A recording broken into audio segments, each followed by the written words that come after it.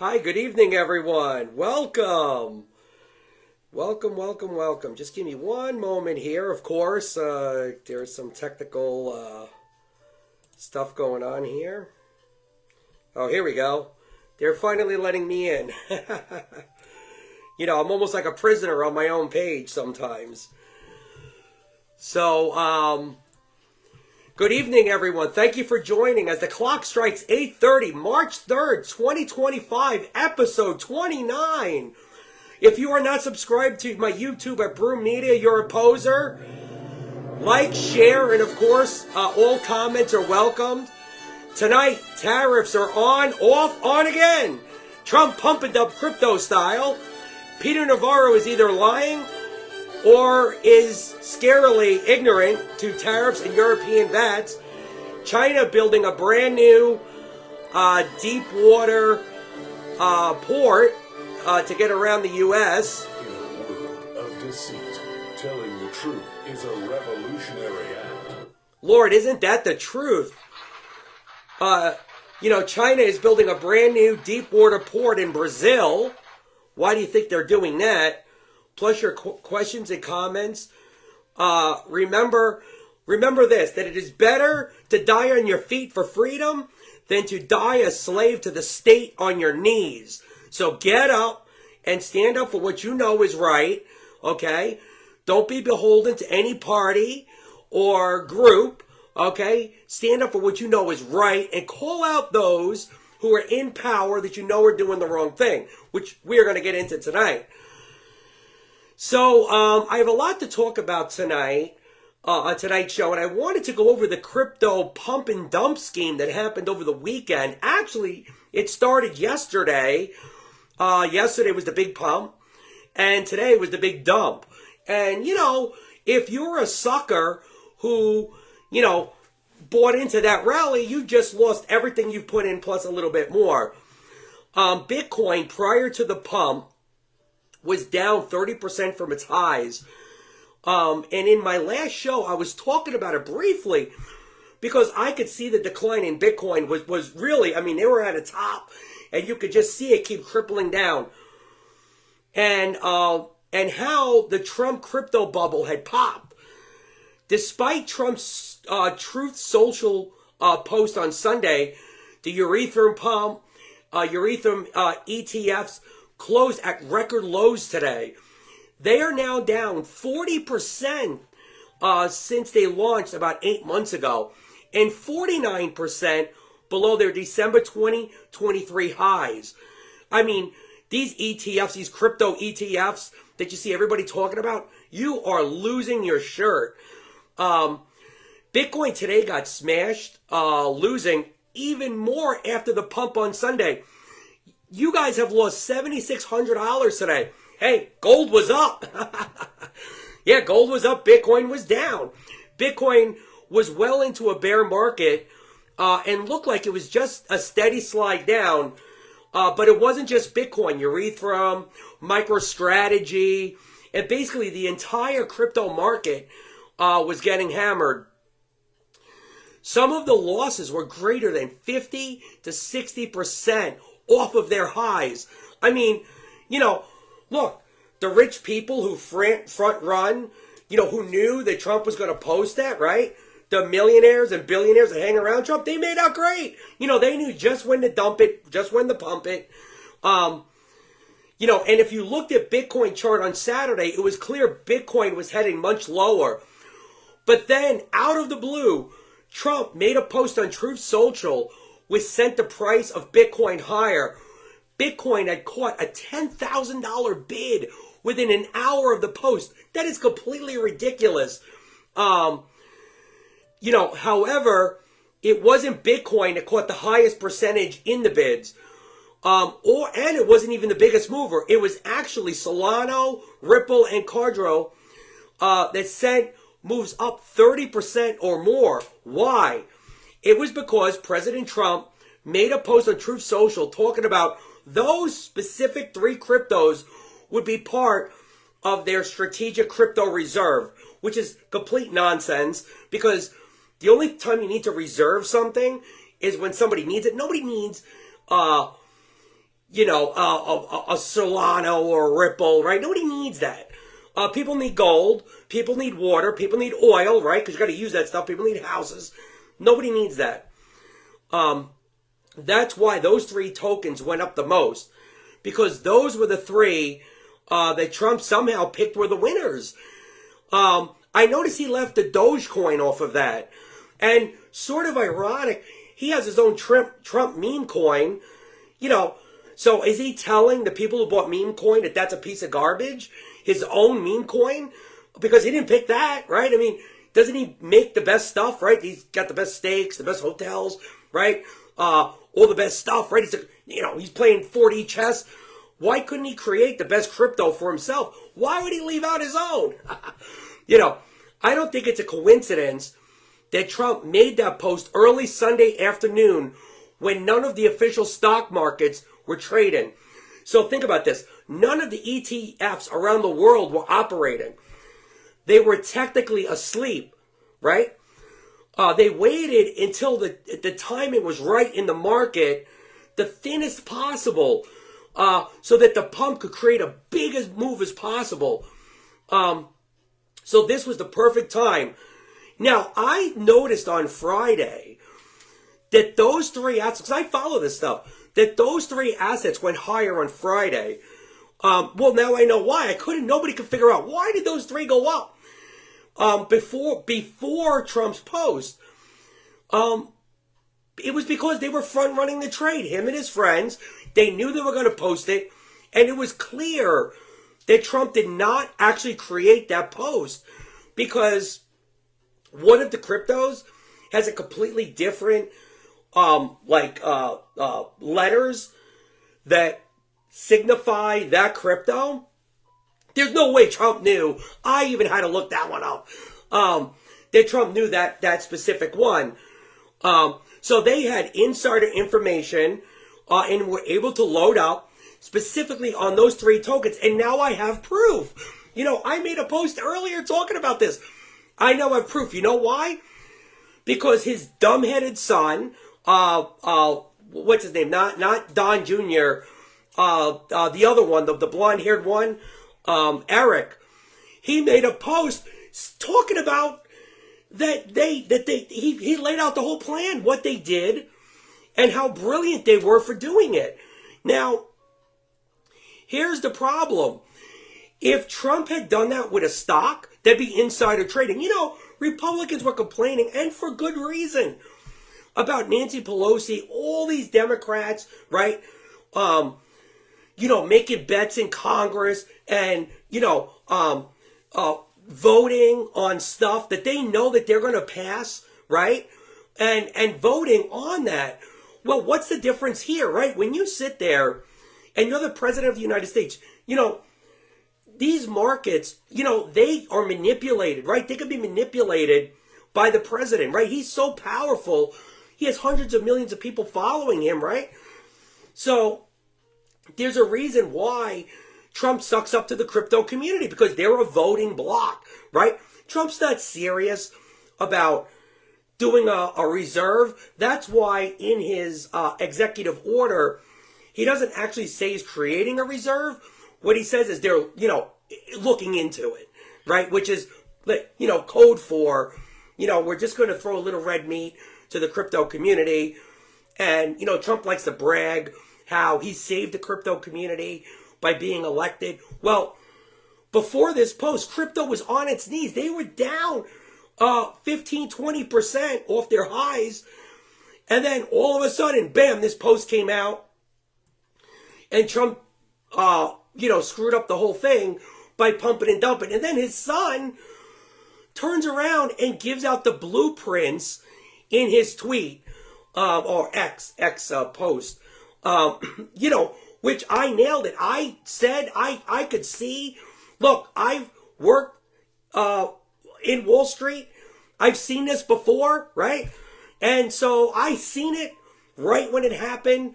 I talked about it, and I was right that Trump absolutely, they all did insider trading. That's why it went up on Friday, those three assets. And so they front ran, they bought that stuff. They knew what he was going to say. They picked the 3 exact ones that Trump was going to talk about. What do you know? Trump talked about it. It went way up. Today, boom, they sold it. They walked away with the money. If you were in those assets, you got murdered today.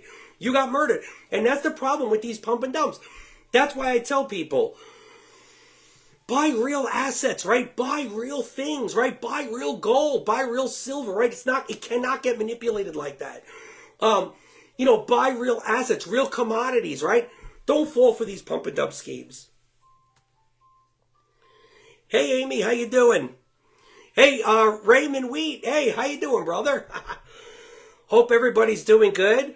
Also, thank you to everybody who, was thinking about me with the fires and stuff. We're fine. I think they might have put them out, or they're getting close to putting them out. I'm happy to say that apparently there were no homes destroyed so far that I know of. So that's a good thing. And what I like about South Carolina is that, our fire chiefs aren't worried about what they look like or what gender they are, right? All they care about is getting to the fire and putting it out. That's all they care about here. And I love it. Normal thinking. So now I'm going to dovetail into the other big story that happened, which is actually playing out right now. So I wanted to talk about trade, and I wanted to talk about tariffs. So first, there's a lot of misconception about tariffs, and so I'm going to get into that. The guy who Trump hired, Peter Navarro, this guy's a putz. Every time he goes on CNN or CNBC, or Fox News, the guy is either lying, he's straight up lying, or he's ignorant, one or the other. I don't know which one it is. But damn, it's scary, whichever one you pick. Because Trump, as of tonight, has said the tariffs are on for Canada, 25%, 25% for Mexico, and another 10% for China. And it's really scary to me how misunderstood the tariffs are to the American people today versus how Americans understood them back in the 1800s and early 1900s. Let's put it like this. Back then, tariffs were so regressive to the average person, okay, that they wanted the income tax. That's how bad they can get, right? To stifle growth, to stifle, to tax you. People today really don't have a clue how tariffs work. And who actually gets the bill, and why tariffs are a tax on the country who imposes them. It also worries me that Trump is getting really bad advice from people like Peter Navarro, who was one of Trump's guys advising Trump on trade. So the other day, I was watching Peter on CNN talking about trade, and he was saying really asinine stuff. Now, I honestly, I could not tell if the guy was lying because he said it with such a straight face, but then again, politicians do that all the time. Or if he really doesn't understand how tariffs work. But regardless which one you choose, lying or ignorant, I was scared to death with this guy. So Navarro was on CNN saying how great putting 25% tariffs on autos would be. And of course, this is all nonsense. If you really want to screw up the auto industry, just stick another 25% tariff. In other words, a tax on imports that we pay. Today, Americans actually, I looked this up, Americans import more cars than we actually produce, which is a real shame, being that America basically, created the auto industry as we know it, manufacturing aspect of it. But the reason why we aren't as productive building autos has nothing to do with tariffs. Adding tariffs would not bring back the auto industry. What would bring back the auto industry? Lower taxes, shrinking government, shrinking regulations. But most of all, they need to fix the dollar's purchasing power. Nowhere do we see anybody talking about fixing the purchasing power, right, of the dollar. And actually, if you follow the Federal Reserve, their minutes, everything that they've been saying, the numbers that they've put out, we're headed for 6% inflation this year, right? That's how much inflation they're creating to help monetize the debt, right? And, adding another $4.5 trillion, right? Even if they're nibbling around the edges with Doge, that's why I'm not fully behind it. Because, it's like a bait and switch. Hey, look at me over here, but don't look at me over here. Even at their best case scenario, they cut $1 trillion. But if you add $4.5 trillion, you don't have to be a math whiz to figure out. You just added $3.5 trillion. We cannot afford that. So Peter was interviewed and was asked. So the nutshell is that even with Doge, government's getting more expensive and is getting bigger. And mark my word, they're going to raise the debt ceiling, and that's going to blow a hole through anything, no matter how good Musk's intentions are. They are going to destroy, for every dollar that Musk will find, the Republicans will add $3 more for every dollar that they destroy. Watch, I'll show you. Aren't these tariffs gonna, so anyway, Peter was asked in the interview, so aren't these tariffs going to raise prices? He said, no. Our trading partners are just going to eat it, which of course is a bunch of bullshit, right? We know that. We've seen this play out before. Peter said that they will eat the prices because our market to sell in is so valuable to them. First of all, car companies do not have a 25% margin on profits to play with. So right there, he's lying.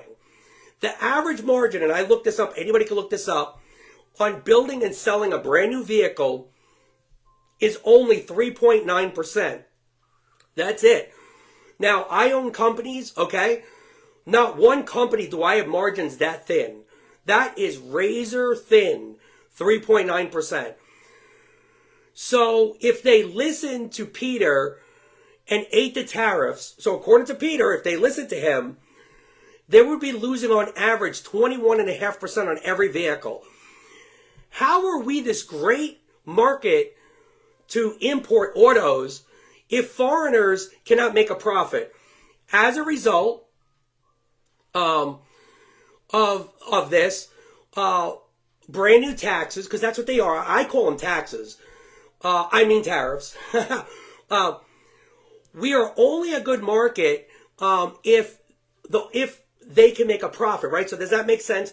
So like I only have a good customer if I can make money off of that customer, right? The customer means nothing to, as a business owner, it means nothing to you unless you can make a profit. So that part of what Navarro said was complete bullshit. Also, if Trump imposes tariffs and foreign autos from Europe will stop coming to America, it doesn't mean the Europeans will stop making cars and exporting them. It just means that they're going to stop exporting them to America, right? Now what will happen is, to Americans, we get less cars, and as a result, our autos go up in price, right? Because now you have less supply of autos, right? Which is going to raise prices. And don't forget, I did a show, like episode 5 or 6, where I showed a chart of all these things that we no longer make. Well, guess what? Auto parts, right? So yeah, we put the cars together here. Let's say an American, a Ford or a GM. But 70% of those parts are made from around the world. You stick a 25% tariff on everything coming in, or 10%, whatever you want to call it. Those parts go up in price, right? Now, I was explaining to somebody today, like I buy aluminum. One of my companies, I have to buy aluminum. And I was saying how during Joe Biden's term, Joe Biden had actually prevented private buyers of aluminum like me from actually purchasing aluminum to go fund the Ukrainian war because they needed to rebuild munitions. Well, obviously, if I made sales, let's say if I had, 100 customers, right, that are waiting. I've already sold that stuff, right? Now, I can't get those materials. And I've already guaranteed a price. You can't go back and go, hey, by the way, I don't know when I'm going to get the material, and I might have to raise prices. That's not the way to do business, right? So if you want to stay in business, the price you give is the price you got to guarantee. Now, what I did do was I had my ladies call and smooth it out as far as, hey, we showed them the articles, we showed them that we couldn't get the supplies, and said, look, normally it's, we'll get the stuff to you, 2 to 3 weeks, give us, 6 to 8 weeks, because we didn't know how long it would last. The basically embargo on aluminum. Well, guess what? Now Trump is putting a 25% tariff on this stuff, 25, 10%, whatever he's going to charge, right? Doesn't matter. He just picks them out of the sky. So now I can get the aluminum, but it's 25% more, let's say, right? Well, if I put money out, every time I put money out, right, I got to make something on that buck. So if I'm paying 25%, okay, you don't think the trucker who's supplying the aluminum in the warehouse, if he paid 25%, he's going to have a premium, right? He might put another 7% on top. Now I get it. I might put another 7% on top, right? So that's 14% on top of the 25. See, the problem is most Americans don't understand economics, don't understand business. Nobody, including, the brilliant Elon, puts money out there without making a profit on everything that you put out. Otherwise, it's not a business, it's a charity, right? And so you have to make money on the money that you put out. So how many hands does it take before that aluminum gets to me, right? There could be 3 or 4 hands that it goes through where people are paying sales taxes every time, right? They're paying fuel. Somebody's got to carry it, right? All of this stuff. By the time I get the aluminum, the price is, XYZ higher. Now, I base my sales on what I can get the aluminum for, and then I take the aluminum, manipulate it, and build what I got to build, and then send it out. Now, I've already made orders. I've already made sales, right? I'm not going to go back to those people. Oh, by the way, the tariffs are back on, people. I'm going to have to charge 35%, 40% more to cover. No, what's going to happen is a guy like me, again, is going to lose money. This is what happens. So you know what's going to happen? I'm going to eat this loss at first. I'm going to eat it. And then what I'm going to do is I'm going to bang the shit out of my customers later on. The future customers are going to come along. I'm not only going to have to make the money off the money that I'm putting out, but now I'm going to make up for the big losses that I'm going to have. Thanks to Trump. Thanks to people who don't understand economics, right? Because again, why am I buying the aluminum from overseas? Because they don't make it here. That's why. The stuff that I buy, they don't even make in the country. So when I hear people, ignorant people say, just buy American. Well, you know what? If you do that, you wouldn't own a pair of shoes.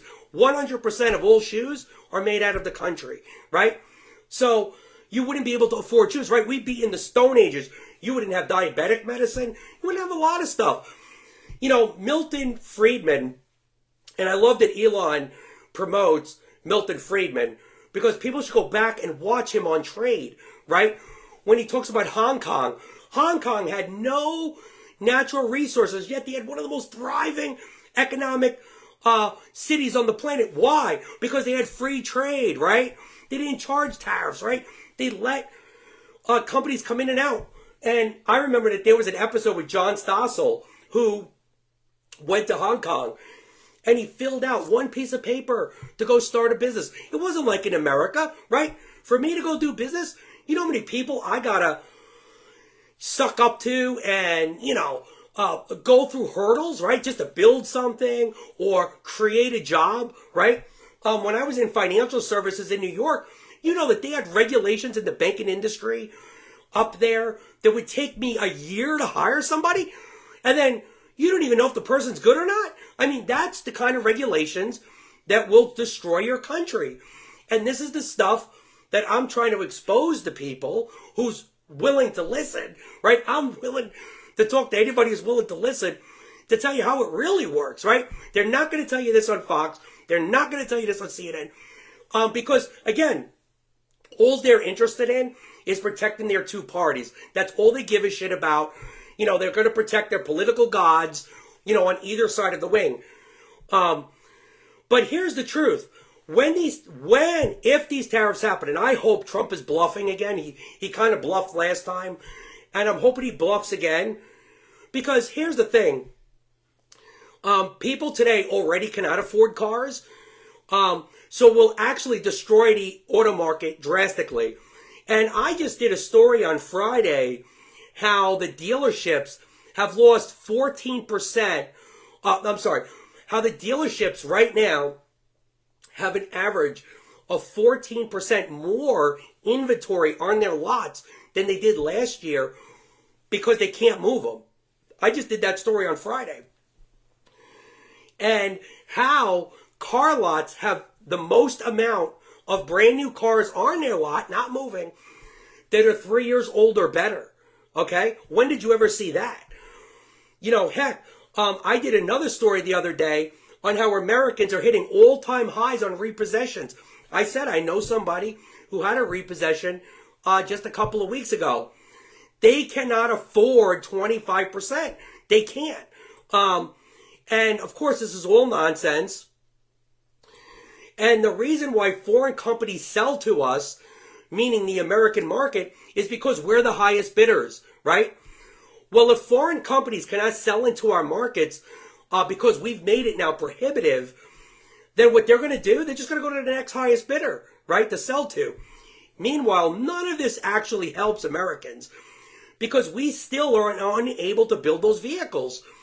So what happens is either we end up doing without, or we pay much higher prices for those products. And I can prove it. Trump, even when he campaigned, bragged nonsensically. Oh my God, he kept bragging how his tariffs on China was so great. And because he brought in all this money from China, he was, bailed out the farmers. Well, what he doesn't tell you is that the reason why we had to bail out the farmers, right, is because of the tariffs that he put on, right? So he was able to collect over $300 billion in more taxes from our citizens. And the farmers, as a result of that, other countries says, hey, we don't want your, they started revolting. They wouldn't even buy our crops anymore. So what happened was we bailed out the farmers. A lot of farms went out of business. So we ended up with much higher prices. We ended up with less food, right? And guess what? Now the farmers are on constant welfare. Now, we talk about welfare. Look at the amount that the farmers get every year. Why? Because these tariffs, nobody will get rid of them. Why does government like tariffs? Because it's another tax, right? They have convinced Americans, hey, take this new tax, right? And this will help you because magically we're all going to be better if we just have these new tariffs. And Trump bragged many times about taking all these monies from the tariffs and giving them to the farmers. Hundreds of billions of dollars. If the tariffs were so great, then why did we end up having to bail out the farmers? Think about it. If the tariffs were so great, right, they're going to bring back industry, they're going to bring back farming, why did we have to bail them out? And why are farmers still to this day on their knees? Government. It's not the bird flu, right, that's driving prices, just like COVID. It wasn't COVID, it was government. Government is who's destroying the eggs. Government is who is destroying the farmers. And that is why people are struggling to buy food. When I go and buy food now, you could just look on the line. People look terrified. They look terrified when they get the bill. Because, things have gotten so ridiculous. When you look, you look in people's carts, there's nothing in there. You can see through the cart. I grew up when the cart was full, and now people are barely filling up that top, that top part. Now, Because our country is becoming so prohibitive to foreign markets, let me tell you what China's doing. And they're brilliant. I have to say, China is outdoing us on everything. And no matter what tariffs we've put, China has been growing this whole time. So China, this is story number 3, because it kind of dovetails from the tariffs. Here's the result of not having open and free markets. China is looking to go around our Western ports. And why wouldn't they? China is figuring out how to bypass America completely. And this is going to be one of the ways that they do it. China is building a brand new multi-billion-dollar deep water port in Brazil, right? And the reason why China is building this port with Brazil is because China and Brazil want to bypass the U.S. market. Look, this is what everybody voted for, right? Hey, we don't want China. We don't want their stuff. Well, guess what? Other people are going to get it, right? And at the same time, now while they're doing this, at the same time, both countries are looking to dump the dollar as well, which will happen. It's happening at an alarming rate. Most people don't know this, but we actually import, now you really have to follow this, we actually import billions of dollars of imports from Asia on behalf of Central America and South America, right? Because our Western ports, especially in California, they're set up for these major cargo containers, much larger than you'll find in Mexico or in Central America or South America. And so this gives our country a great economic advantage, along with added tax revenues and thousands of jobs on the West Coast, and really all over Western U.S. Think about this: shipping, trucking, warehousing, the trains, flying goods to Central and South America. Why are they doing this? Because it is our American foreign policy that is pushing foreigners out of our market. And as a result, we will lose thousands of jobs, products, and billions of dollars.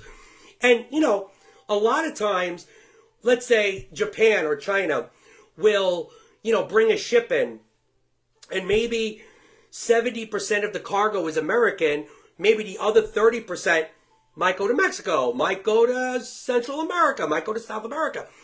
Well, we're getting paid, right, by hiring people, transporting that stuff, right?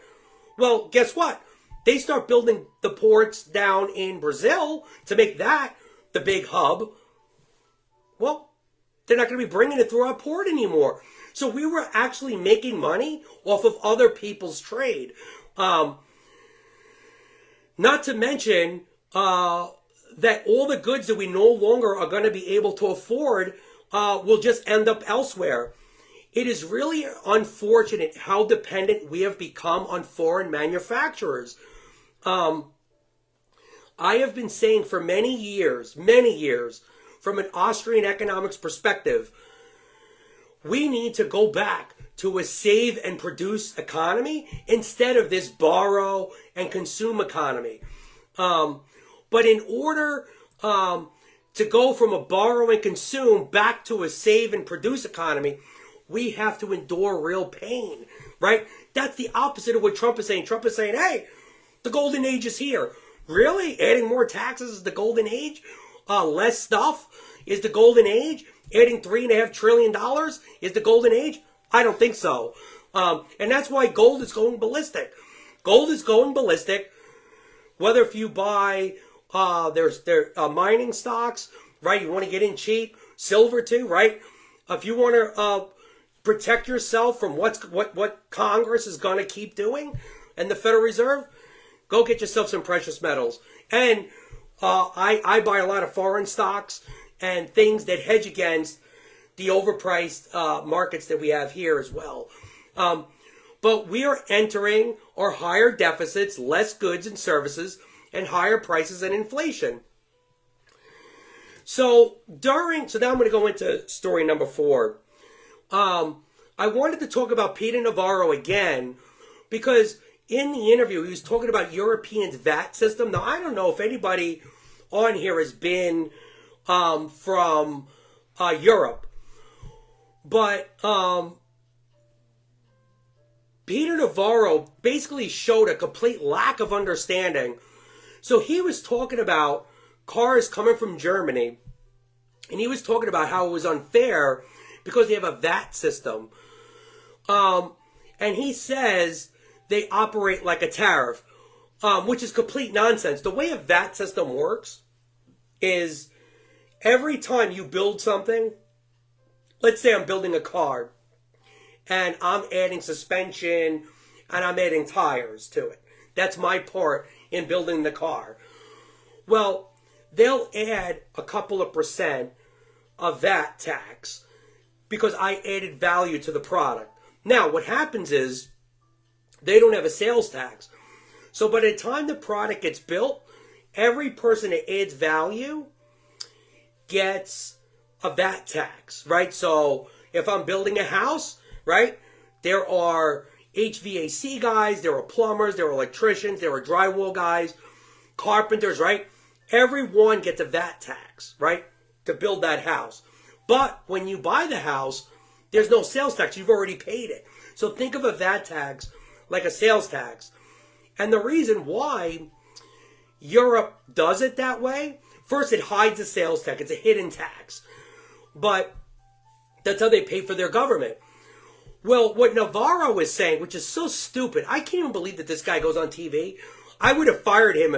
I would have fired this prick if he would have said this, because he's embarrassing. He's embarrassing to our country because he doesn't know what he's talking about.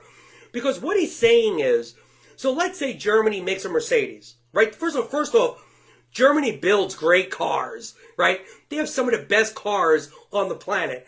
And actually, their electric cars are far superior than any Tesla that's out there. I mean, by far. But, okay, and that's not just a preference. That's in every automotive, measurement you could look at, booklet or group. But anyway, I digress. So what Navarro is saying is because they don't put a VAT exporting to us, that is somehow a comparative advantage for them. But what he doesn't tell you, what he failed to understand is the reason why we don't pay a VAT tax on our Mercedes when it gets here is the same reason why Germany doesn't pay Detroit sales tax in Germany. Because the sales tax that we pay in Detroit is for Detroit government, right? That's for us to pay, right? That's why they don't charge us a VAT tax, because we don't get any of the benefits that Germans get from their government, right?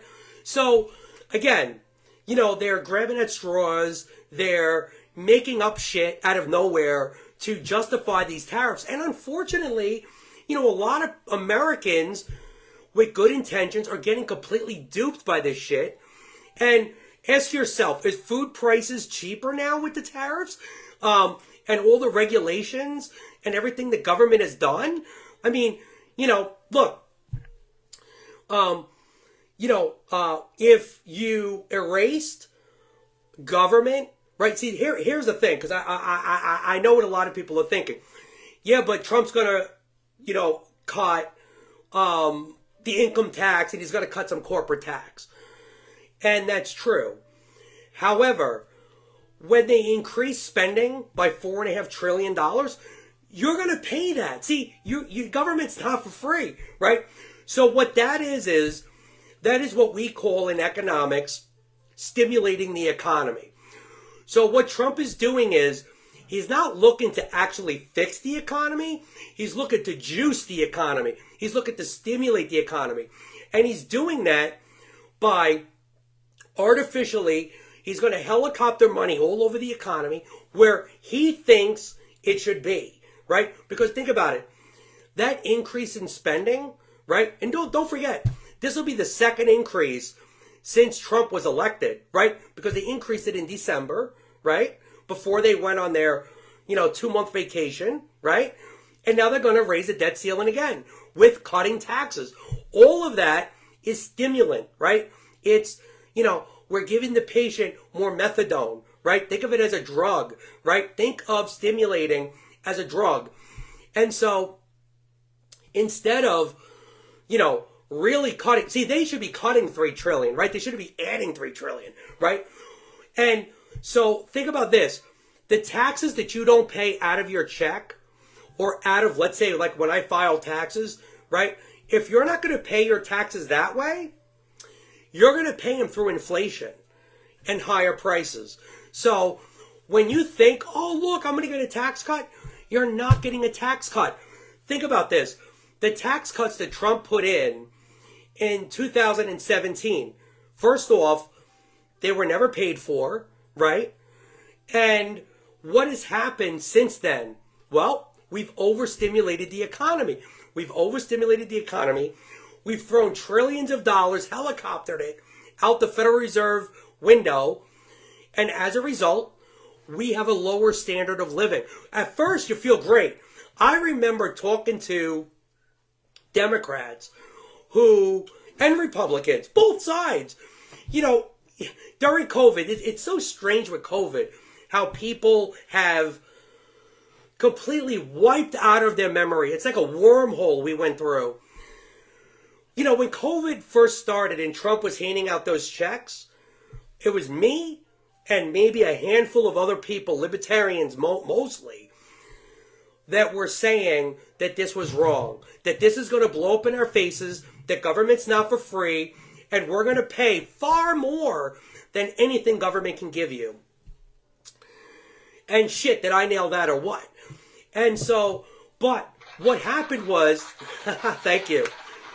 But what happened was, when everybody was sitting home and nobody was working except for a few people, essential workers, right? Nurses, doctors, Walmart got to stay open, McDonald's got to stay open, right? But everybody else, if you weren't on the essential list, you were shut down. But you got sent a check, right? And you were sent a bunch of checks, right?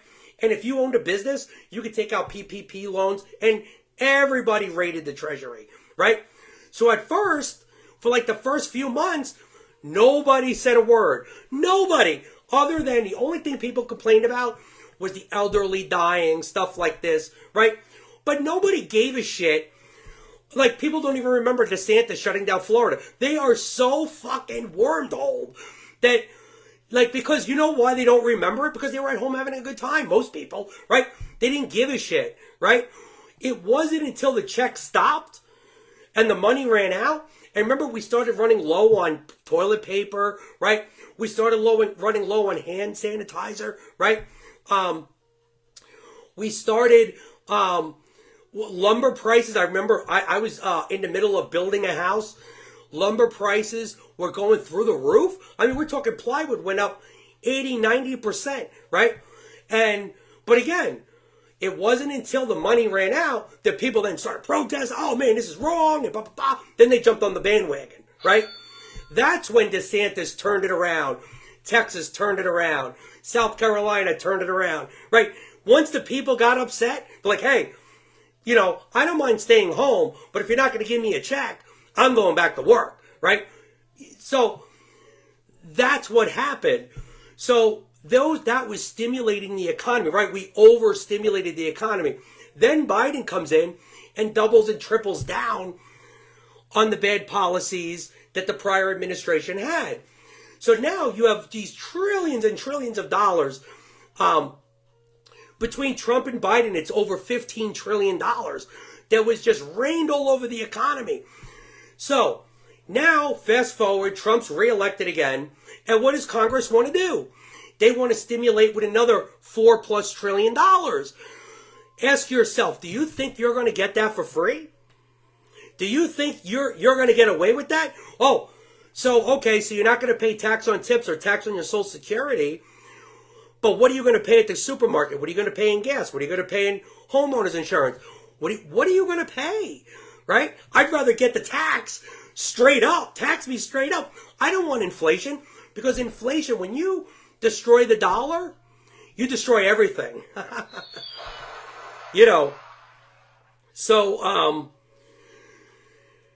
anyway, So anyway, so I want to leave you with one more thing. So I kind of went over a lot of economics tonight, and please, Trump, please, God, if anybody knows Trump listening to this, get rid of Peter Navarro. He's going to sink your presidency. He's going to sink your economic message.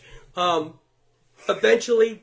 Hello, hi, Donald Trump here. Great show tonight. Listen, truth is, I really don't know what I'm doing here. I'm, how do they say, winging it. That's it. I will wing it for 4 years. I'm sure it will be okay. No, you're not winging it. You know what you're doing. Okay, time to go to Hooters. I'll meet you there, brother. President Trump, everybody. Yeah, JR, you're right. And look, this is why the founders did not just want a printer. We have to remember, and I'm going to go way back in history, before the founding of this country, we had the continental dollar currency, and that was a fiat currency, and prices got so bad that we almost destroyed our society long before creating the Constitution or having a fight with Britain. And it was what happened back then, why they put in the Constitution, to have sound money, to have sound economic principles, that the Constitution was made to limit government's powers, right? To limit central planning. Look, whether if you agree with Trump or not, central planning eventually backfires, right? Because, again, when you open up the door, right, a little bit, the next party's going to come in and smash it open even more. So, again, we need Congress to step up. We need Congress to do the right thing. And that's what I want to talk about. The very last thing is Trump tomorrow is going to speak in front of Congress. And shame on Democrats. I see them pissing, whining, and moaning about not wanting to go and, how this is a big MAGA rally. Listen, the voters put you there, okay? Now, you're in the minority, but you're only in the minority by a few seats. But it's disrespectful to your constituents not to go there. You show the president respect. Look, I don't always agree with the president. Sometimes I do. Sometimes I don't. But regardless, you respect the person, right? You don't, I don't call them names. I don't, just purposely make up stuff to make them sound bad. No, I will look at the issue and go through it. And if it's something good, I'll promote it. And if it's something bad, like I just did with the tariffs, I'm going to speak out about it. Now, Trump is going to speak tomorrow in Congress. And wouldn't it be nice if the chicken necking wouldn't happen on both sides? And if they could just get their fucking acts together, excuse my language, and stop with the, just looking for the sound bites and looking to protest. Why don't you go there, be a good representative of your constituents, and represent your people the right way. We put you there, and we want you to act at least somewhat civilized in there. I'm kind of tired of the baby, like the Democrats today, the way they sounded was just so petulant. And I keep asking my Democrat friends, I have some excellent, I'm telling you, really God American loving Democrat friends. I know if you're on the right, that's hard to understand, but they're there. People who serve the country, they love this country. But I'll ask them, I say, why are these guys sitting on the sidelines? At least when the Republicans are out of power, they'll go on Fox News, they'll go here, they'll go there, they'll speak out. These Democrats, they have been completely neutered, and they still, to this day, will not take responsibility for their loss that just happened. They still cannot accept what they've done, right? Trying to install Kamala Harris. Two-party system is predicted on fraud and corruption. Bless you. It is. And so, again, and I'm a big believer that, we need to keep throwing the bums out. And it's unfortunate because there was a study that said that if you're in office, you get an 87% chance of re-election. And I think that's really sad, especially when Congress is so pathetic, is so impotent, on both sides, both parties. They're completely pathetic to look at, except for a few people, Rand Paul, Thomas Massey. I mean, we have a couple of good people that are there to legislate. They're there to do the business, to follow the Constitution, right? But man, we have just a sea of pathetic people in office, and I would really like people to go out and challenge these people in the primaries. Let's primary these people. Let's get them out. They're not doing anybody any favors. Don't just vote blindly, please. Let's, get together and figure out how to get some of these people out who have been there for 20 and 30 years. I think 10 years, that's it. That's your shelf life. Past 10 years, you gotta go. I'm sorry, even if you're really good. Like, somebody who I used to respect a lot, Ted Cruz. I loved him. When he first came on, he was a Tea Party guy, limited government, this, that, the other. Now you watch him, I can't even recognize this guy. He has been bought and paid for by all of the corporate masters. He's become a complete shill, a bootlicker.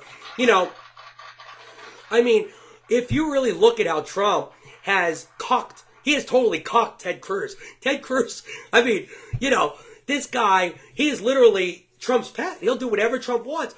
And look, that's not the purpose of, somebody in office right there. Like, look at Rand Paul or Thomas Massey. Look, when Trump does something good, they sign on. When Trump does something that they don't agree with, they'll come out and state their reasonings why. They're not like the Democrats where I just don't like everything Trump is doing. That's no way to, or we now have that one black lady, I forget her name. She's out there calling Trump a racist every other day. Oh, if you voted for Trump, you're a white supremacist. Like, that shit's gotta stop. I'm sorry. Look, it didn't work. All the way back from 2015, it still doesn't work. Crockett. The woman's name is Crockett. And really, that name fits her because she's a crock of shit, right? Now, here's the thing. Once you start calling people racists and white supremacists, right, you automatically lose the argument, right? Like, I at least respect Bernie Sanders in the aspect of, I don't agree with everything he says, but he really believes what he says, right? He doesn't have to call names or do any of that stuff, right? He goes out there, he states his argument. Now, I don't agree with him, right? Obviously, right? I'm free markets. He's centralized governing, but he's a hypocrite, profits are good for him, just not for everyone else, right? So, we could debate that, but at least with Bernie, you kind of know where he sits, right? He's in the populist wing of the Democrat Party. And where this Crockett, I don't know who she represents, but I just really want to see that stuff stop. Stop calling with the names and all that stuff in Congress. It's getting kind of old. So I hope Trump has a good speech. I can't wait to see what he's going to say. I hope, he gives a good, productive speech and directs Congress what to do next, right? Because they've been sitting on the sidelines. I hope he whips Congress into shape to actually do their job, right? Do the work of the people. Anyway, listen, I want to say thank you to everybody who took the time to come on and to listen to me. And I appreciate you guys. Thank you again for reaching out with the fires. I'm doing good, thank God. Apparently, no homes were lost. There was a bunch of smoke the other day, Saturday evening. I was going to go out to dinner, but the smoke was so bad, I ended up staying in. Because if anybody knows me, I had, 4 major surgeries last year on my breathing. I don't want to breathe that stuff in. So anyway, I love you guys. God bless. God bless America. And I hope everybody has a great night. Thank you.